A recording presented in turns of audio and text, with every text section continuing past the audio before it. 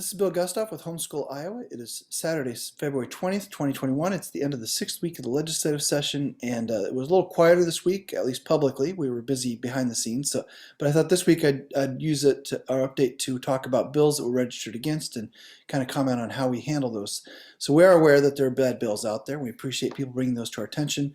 But we register against them to let legislators know where we are on those bills and to trigger questions to us if they have questions as to why we oppose something. There are 4 of those this year. But we don't bring attention to them because, frankly, a lot of them are bills that are dead on arrival, and it's irrelevant legislation that some legislators are trying to get attention or just cause problems, and we just don't want to give them the attention. So that's frankly why we do a lot of the way we do. But the bills this year, there's House File 37 with Bruce Hunter, who would require filing and reporting of all homeschoolers, and even more onerous, he would require superintendents in each district to send somebody into our home for health and safety visits. The only organization registered in support of this bill is the ISEA. And in a year when schools are busy trying to even figure out how to get kids in their own schools, it's interesting that Bruce Hunter would take time to introduce legislation to send people into our homes. I don't think schools want to be burdened with this. Schools are busy enough trying to keep track of the kids they have in their care and to educate them. And I don't really know any school administrators who want this particular bill, but not that I've talked to a lot of them, but the ones I've talked to aren't eager to take this on. So we're registered against that bill. The next one is House File 465 by usual cast of characters, always looking to interfere with homeschooling and parental rights.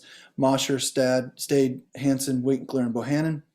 And it impacts intermediate driver's licenses, but that's not relevant to us. But it would raise the compulsory attendance age to 18, and that's just bad policy on all fronts, not particularly homeschooling. So we're registered against that bill. We're the only ones registered on that bill, and it's registered against. That bill will move nowhere this year, in my opinion. Senate File 148 by Senator Hogue from Cedar Rapids would require IPI parents to file CPI-style reports, but only if the governor's declared a public health emergency, such as a pandemic. So it's an interesting bill.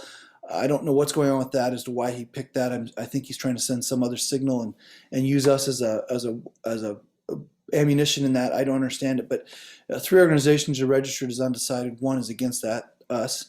And it's not going to go anywhere this year. I haven't heard anything about that bill. The most recent one was Senate File 400, filed just this week on February 17th by Senator Pam Yoakum from Dubuque. I don't understand why she would want this, but she would require reporting from all IPI students the same as CPI students, and there are only 2 organizations who have even bothered to register on that bill, us and the Family Leader, and we've all registered against it. And so I think that bill's a non-starter. It's assigned to a subcommittee, but it's a subcommittee that I don't expect to be called. So that's how we handle those.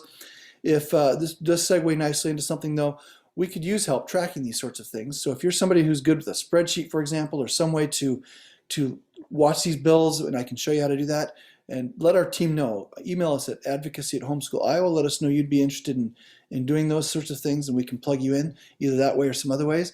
Otherwise, do please continue to pray for us, share these updates, encourage others to sign up so they can hear what's going on and keep abreast of developments as needed, and to be activated to engage our legislators if that becomes necessary.